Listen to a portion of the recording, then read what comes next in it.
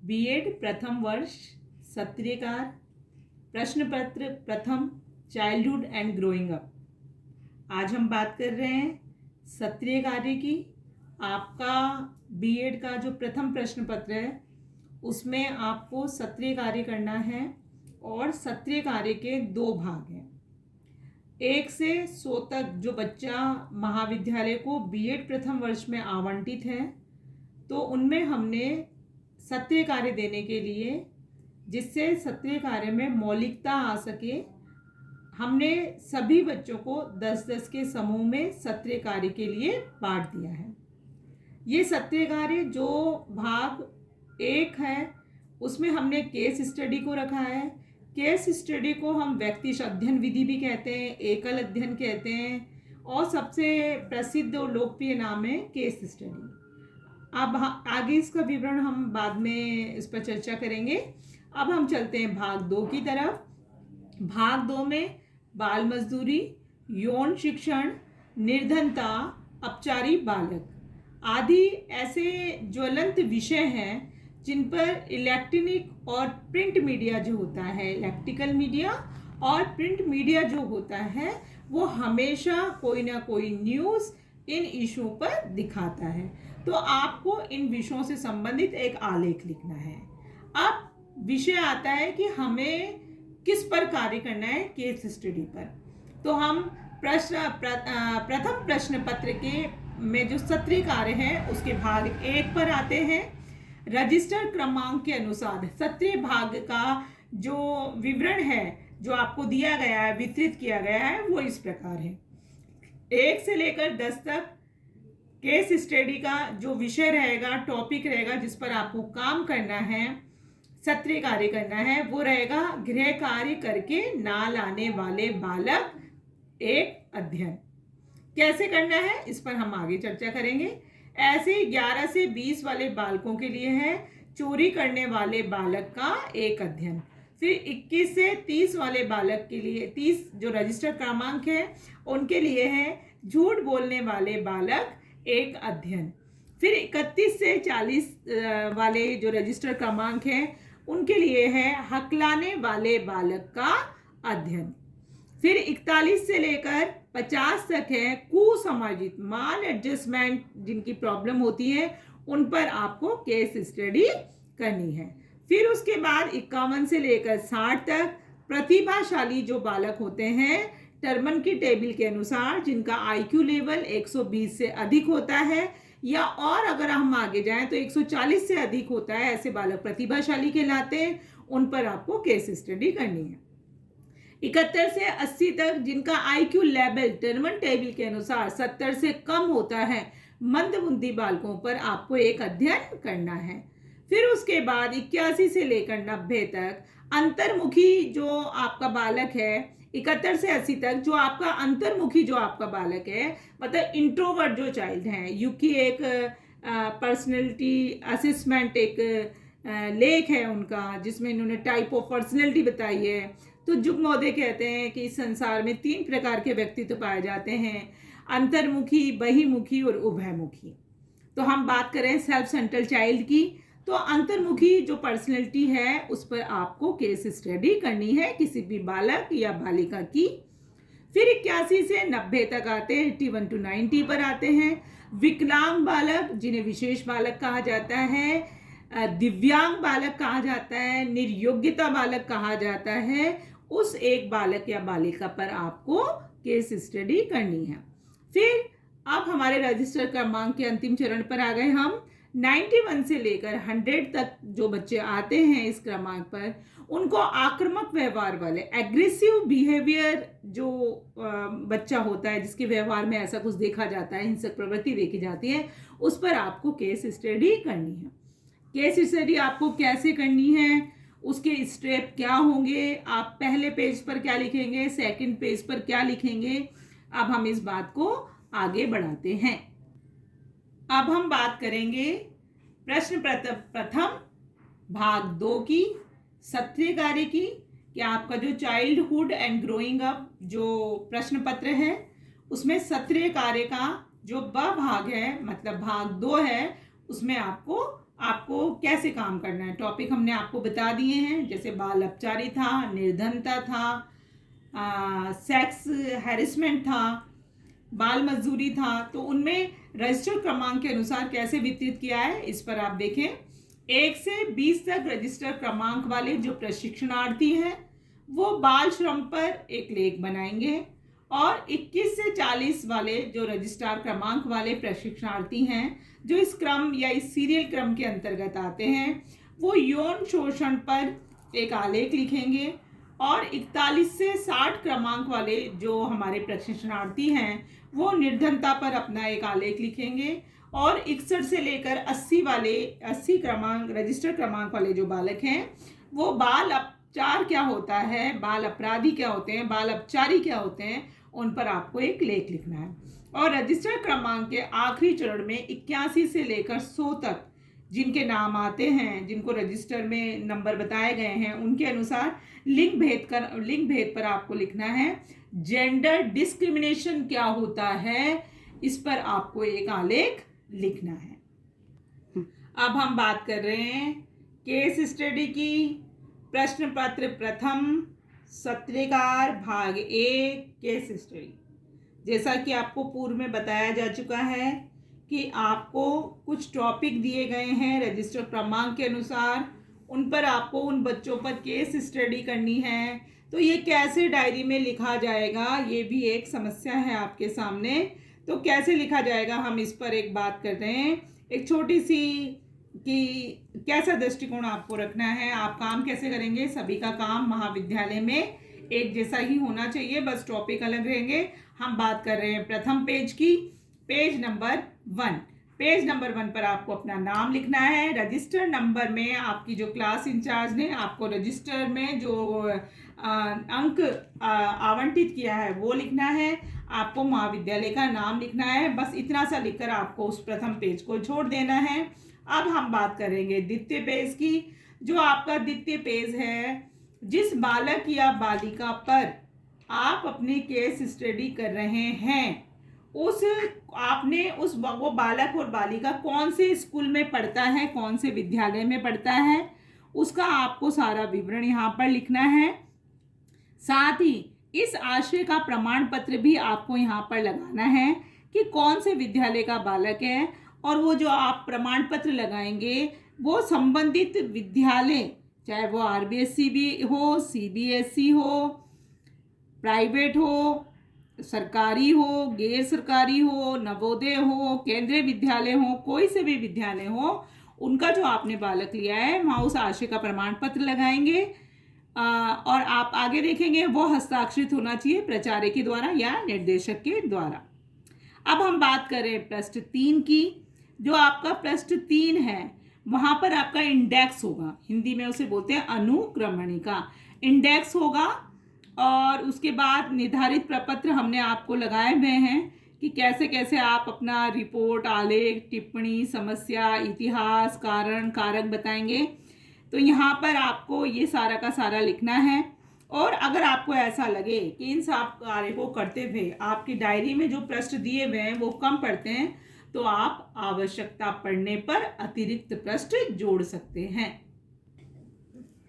चलिए हम बात कर रहे हैं अब आपके सत्रीय कार्य की, केस स्टडी की। आप कैसे लिखेंगे, तो भाग ए पर जब हम आते हैं, मतलब भाग अ जो है हमारा, उसमें आप देखेंगे कुछ यहाँ पर आपको बिंदु दे रखे हैं। जिस भी बालक या बालिका पर आप केस स्टडी करेंगे उस बालक का परामर्शी का नाम रहेगा, उसकी कितनी उम्र है, क्रॉनिकल एज उसकी कितनी है, शारीरिक आयु कितनी होती है, वहाँ रजिस्टर में लिखी होती है, आधार कार्ड पर भी लिखी होती है वो। फिर यहाँ पर लिंग है कि स्त्रीलिंग है, आपको लिखना है मेल या फीमेल, कौन सी क्लास का बालक है, शिक्षा उसकी कितनी है, 8, 6, 7, 8, 9, 10, 11, 12, BA में जो भी कुछ है वो आपको यहाँ पर मेंशन करना है फॉर एग्जांपल। फिर आप यहाँ पर देखेंगे उसकी व्यक्तिक स्थिति कैसी है, पारिवारिक स्थिति कैसी है, सामाजिक स्थिति कैसी है, वो आपको यहाँ पर मेंशन करना है। फिर उसके बाद में आप देखेंगे स्कूल कौन सा है, वहाँ पर कैसा वातावरण है, वहाँ पर ये भी सब आपको यहाँ पर देखना है। देखिए कुछ बिंदु यहाँ पर दे रखे हैं, यहाँ पर इनको आपको बिल्कुल एज इट में फॉर एग्जाम्पल के लिए तौर पर बता रही हूँ कि उसका घर है तो कैसा है, कच्चा है, पक्का है, किराए से रहता है या निजी उसका भवन है, सामाजिक स्तर उसका कैसा है, विद्यालय उसका कैसा है, वो कौन से इलाके का रहने वाला है, ग्रामीण का या शहरी का रहने वाला है, वो उसकी पारिवारिक संरचना कैसी है, संयुक्त परिवार में रहता है या एकल परिवार में रहता है, कितने भाई बहन हैं, कितने भाई बहनों में वो कौन से स्तर पर आता है, पहले नंबर का है, दूसरे नंबर का है, तीसरे नंबर का है, उसके घर में मम्मी पापा जो हैं या व्यवसाय करने वाले कितने लोग हैं, सरकारी पेशा कितने लोग हैं, अर्निंग सोर्सेज उनके कौन कौन से हैं, वो आपको यहाँ पर लिखना है। फिर उसके पिताजी का नाम आपको लिखना है कि उसके जिस बालक पर हम अपनी ये केस स्टडी कर रहे हैं उसके पिताजी का क्या नाम है। फिर उसके साथ ही देखेंगे जैसे ही हम उसके पिताजी का नाम लिखते हैं हमें देखना है उनके एजुकेशन के बारे में कि वो पढ़े लिखे हैं, कितने पढ़े लिखे हैं, नहीं पढ़े लिखे हैं, कोई बात नहीं है, हम तो केस स्टडी कर रहे हैं, जो भी आंसर आता है वो आपको यहाँ पर पुट करना है। फिर हम यहाँ पर उसकी माता का नाम लिखेंगे, जिस भी बालक या बालिका पर केस स्टडी का कार्य किया जा रहा है उसकी माता का नाम लिखेंगे, उसकी माता ने जो भी शिक्षा प्राप्त की उस शिक्षा के बारे में लिखेंगे, और अंत में हम उस बालक की जो वार्षिक आय है, मतलब बालक के मम्मी पापा भाई बहन चाचा चाची जो भी जिस भी परिवार में वहाँ रहता है, अर्निंग सोर्सेज कितने हैं, कितना पैसा करीबन वो वार्षिक उनका तनख्वाह क्या हो जाती है, कितना पैसा घर में आ जाता है, उसको भी हम यहाँ पर लिखेंगे। आपको मैं एक बात बता देना चाहती हूँ, जब भी हम किसी विषय पर, किसी व्यक्ति पर, वस्तु पर, घटना पर, समुदाय पर, संस्था पर जब भी हम केस स्टडी डालते हैं तो जो भी हम सूचनाएं किसी भी व्यक्ति विषय से प्राप्त करते हैं उनको बिल्कुल गोपनीय रखा जाता है। ये काउंसलिंग का जो आपका पेपर है उसमें सबसे पहली शर्त होती है कि आप इनसे सूचनाएं जो भी लेंगे वो किसी भी हालत में किसी को भी देय नहीं होगी। और केस स्टडी को क्लिनिकल साइकोलॉजी की आत्मा कहा जाता है। इस एक लाइन से आप ये समझ सकते हैं कि केस स्टडी गंभीर और गहन यूनिट्स का अध्ययन करने के लिए, केस मिस्ट्री को समझने के लिए, समझाने के लिए, उनको सॉल्व करने के लिए उनमें इनको प्रयोग में लाया जाता है। अब ये हमने बातें की थी सामान्य विवरण की, इसे अगर आप सरल भाषा में कहें इसे सामान्य विवरण कह सकते हैं उस विषय का जिस पर हम ये काम कर रहे हैं। समस्या का संक्षिप्त विवरण। आपका अब केस स्टडी वाला जो सत्रीय कार्य है वो सामान्य विवरण के बाद शुरू होता है। हम सबसे पहले बात करेंगे एक समस्या की। फॉर एग्जाम्पल मैं आपको बताती हूँ कि मेरा जो विषय है वो गृह कार्य करके नहीं लेकर आता। हमें विवरण यहाँ पर लिखना है कि क्या उसका विवरण है। उसकी आईसाइट वीक, शारीरिक कारण भी हो सकता है उसका कि भाई उसकी आईसाइट वीक हो, तो हमें यहाँ पर लिखना है समस्या का संक्षिप्त विवरण।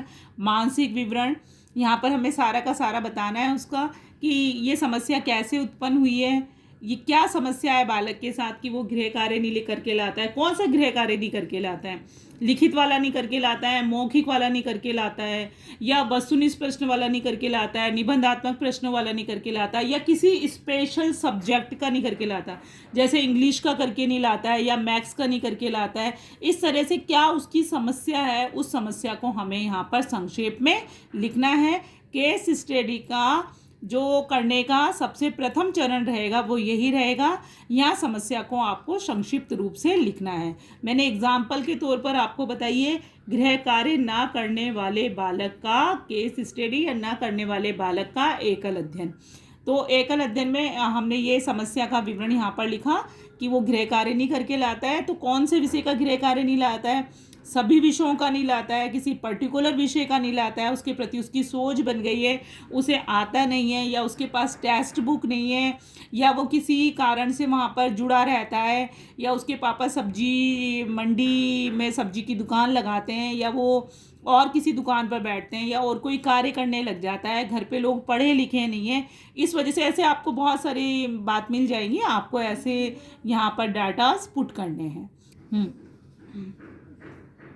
समस्या का संक्षिप्त इतिहास नंबर 2 पर पहले हमने लिखा था समस्या का संक्षिप्त विवरण, अब हमने लिखा है समस्या का संक्षिप्त इतिहास। इतिहास में आपको देखना है माता पिता पढ़े लिखे हैं या नहीं है, बच्चा जिस घर में रहता है उसमें इलेक्ट्रिसिटी पर्याप्त मात्रा में आती या नहीं है, उसका कोई शारीरिक इशू तो नहीं है, फिज़िकल उसमें आँखों से कम दिखना, कम सुनाई देना, किताबों का ना होना, कंटेंट का ना होना, घर में बड़ों के द्वारा उसे मार्गदर्शन ना मिलना, या उसका बाहर के बच्चों के साथ खेलने चले जाना। वहाँ आपको संक्षिप्त इतिहास लिखना है। माता पिता, उनका घर, उनके रिश्तेदार, अड़ोसी पड़ोसी, सबके बारे में आपको यहाँ पर विवरण देना है कि ये समस्या उत्पन्न कैसे हुई है, उस समस्या का इतिहास क्या है, घर में इस बालक से बड़े और कौन से बालक हैं, उनकी शिक्षा के प्रति उनकी क्या सोच है, उनका क्या दृष्टिकोण है, वो गृह कार्य करते हैं या नहीं करते हैं, माता पिता विद्यालय से घर पे आने के बाद उस बच्चे से पढ़ाई से संबंधित जानकारी लेते हैं या नहीं लेते हैं,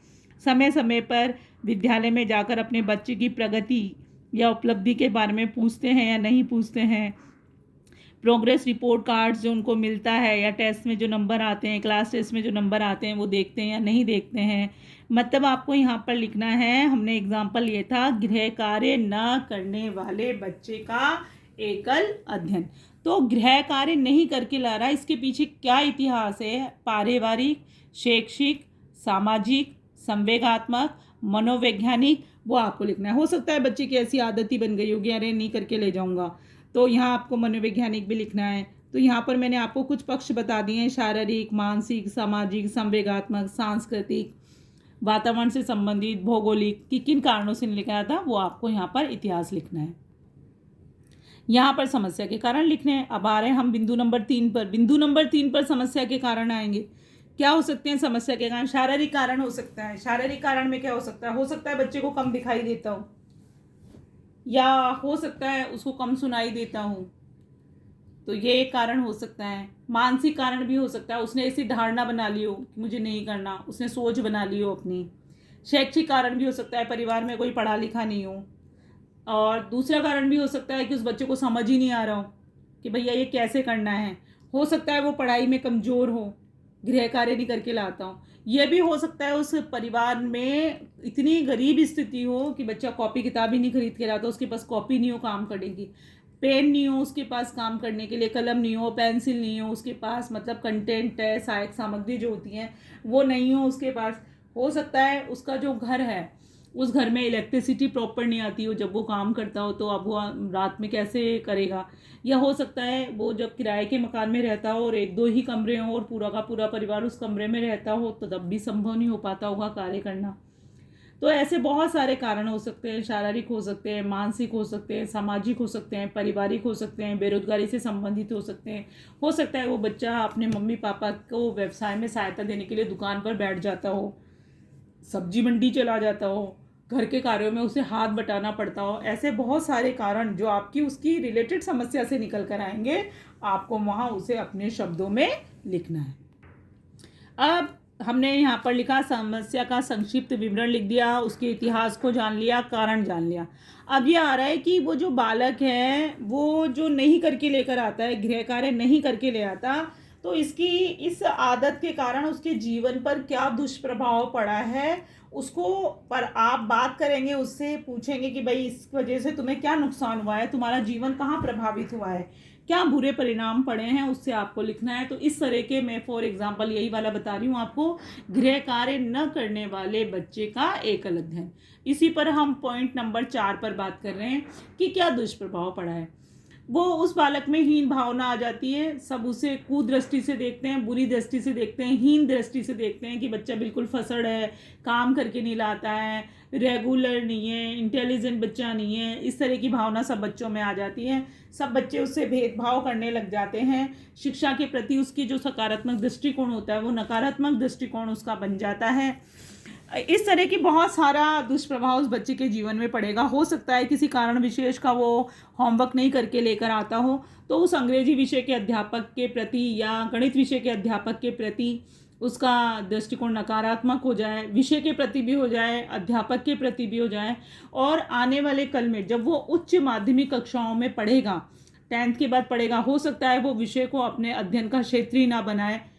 तो ऐसे बहुत सारा दुष्प्रभाव उसके जीवन में पड़ेगा। हो सकता है स्कूल की जो अच्छी स्वीट मेमोरीज होती हैं उनको कभी वो संजो के ना रखना चाहे, तो ये सारा आपको यहाँ पर विस्तृत रूप में लिखना है कि उसके जीवन पर क्या दुष्प्रभाव आ रहा हो सकता है अपने माँ बाप के लाड़ प्यार से वो वंचित हो जाए, अध्यापक का एक अच्छा जो रीइंफोर्समेंट दिया जाता है बालक को, गुड, वेरी गुड, एक्सीलेंट, बहुत अच्छा, प्रशस्ति पत्र, सर्टिफिकेट, शील्ड, पुरस्कार, इनाम, इन सब से वो बच्चा वंचित हो जाए। तो ऐसे बहुत सारे दुष्प्रभाव हैं जो इस समस्या के कारण उस बच्चे पर पड़ सकते हैं। अभी तक जो 4 बिंदु थे हमारे, उन बिंदुओं पर जब हम बात कर रहे थे तो हमारा जो समस्या का केंद्र था वो बालक या बालिका था, जिस पर हमें केस स्टडी करनी थी। केस स्टडी का जो विषय था वो उस बच्चे पर फोकस था। अब ये जो 5वां बिंदु है ये आप पर फोकस है, आप करने वाले हो, मतलब अध्ययनकर्ता पर है, परामर्शदाता पर है, अध्ययनकर्ता पर है। आपको आपने ये जो सब समझा, समस्या का संक्षिप्त इतिहास समझा, समस्या के कारण समझे, समस्या को संक्षिप्त में लिखा, उसके दुष्प्रभाव आपने जाने, उसके बाद आपको ये देखना है, आपको खुद को ये निष्कर्ष निकालना है, यहाँ पर एक टिप्पणी लिखनी है, आपको एक शॉर्ट नोट लिखना है आपको यहाँ पर कि आपको क्या लगा कि ये समस्या कैसे उत्पन्न हुई और उसमें हम क्या कर सकते हैं, हमारा दृष्टिकोण कैसे हो सकता है, क्या हम निदान क्या बता सकते हैं, क्या ऐसा हमारे पास ऐसा तथ्य इसमें से निकल कर आया, ऐसा कौन सा फैक्टर था जो उसको प्रभावित कर रहा है और उसकी समस्या का समाधान किस प्रकार से किया जा सकता है। अब यहाँ पर देखेंगे एक टेबल बनी हुई है, उस टेबल में हमने 4 भाग किए हैं। संभावित समाधान, लाभ, सीमा और प्राथमिकता। संभावित समाधान क्या हो सकता है कि उस बालक को जो गृह कार्य नहीं करके लाता है, उस बालक को प्रतिभाशाली बालकों के साथ, जो बच्चे रोज गृह कार्य करके लेकर आते हैं, उनके साथ रखा जाए। उससे क्या लाभ होगा, उसमें आत्मविश्वास की वृद्धि हो जाएगी। सीमाएं हैं, उसमें है हो सकता है वो बच्चा वहाँ नहीं रहना सके, कुछ एडजस्टमेंट का। प्राथमिकता हमारी क्या होगी, उसको अच्छे विद्यार्थियों के साथ रखना, रेगुलर स्टूडेंट्स के साथ में रखना। इस तरह से आपको एक एक समस्या लेकर यहाँ पर संभावित समाधान लेकर यहाँ पर लिखना है कि उस समस्या का क्या समाधान हो सकता है, उससे उस विद्यार्थी को क्या लाभ मिलेगा, उसकी सीमाएं क्या होगी और हमें किस बात को यहाँ पर प्राथमिकता देनी चाहिए। इसलिए आप यहाँ पर मेजर 5 संभावित समाधान लिख सकते हैं, उससे उस विद्यार्थी को क्या लाभ होगा जो हमारा केस स्टडी का विषय ही है, सीमाएं क्या होगी उसकी, और हमें क्या मतलब उस हमें प्राथमिकता पे क्या रखना है, प्रायोरिटी पे क्या रखना है उसको, ये भी हम यहाँ पर उसको सुझाव दे देंगे। अब हम बात करें यहाँ पर समस्या का अनुकूल समाधान। अनुकूल समाधान मतलब व्यवहारिक समाधान। अब जैसे मैं आपको बता रही थी अभी एक उदाहरण के द्वारा कि गृह कार्य ना करके लाने वाले बालक का एक अध्ययन, तो इसमें अगर समाधान की हम बात करते हैं तो हम ये समाधान दे सकते हैं उस बालक को कि उस बालक की लिए किसी अच्छे ट्यूटर की व्यवस्था कर दी जाए। यदि ट्यूटर ना हो तो बड़े जो भाई बहन हैं उनके लिए 1 घंटे का समय निश्चित कर दिया जाए कि वो उस समय उस बच्चे को गृह कार्य करवाएं, या आसपास में कहीं ट्यूशन की व्यवस्था वहाँ भेज दिया जाए। यदि माता पिता पढ़े लिखे हैं तो वो उनको 1 घंटे का समय उस बालक को दें, उस विषय के प्रति उसकी जो पूर्व धारणाएं बन सकी है, जिससे नकारात्मक सोच आ चुकी है, उसको हम धीरे धीरे उसको मिटाएं। हम उसको प्रेरित करें गृह कार्य करने के लिए कि गृह कार्य रोज करके लाने वाला बालक कक्षा में अध्यापक को और सभी बच्चों को प्रिय होता है, उसके मित्र बहुत जल्दी बन जाते हैं, समाज में उसका एक स्टेटस हो जाता है और वो बहुत अच्छा बच्चा कहलाता है। तो इस तरह से हम उसे मोटिवेट कर सकते हैं। इस तरह से आपको अनुकूल समाधान यहाँ पर लिखने हैं।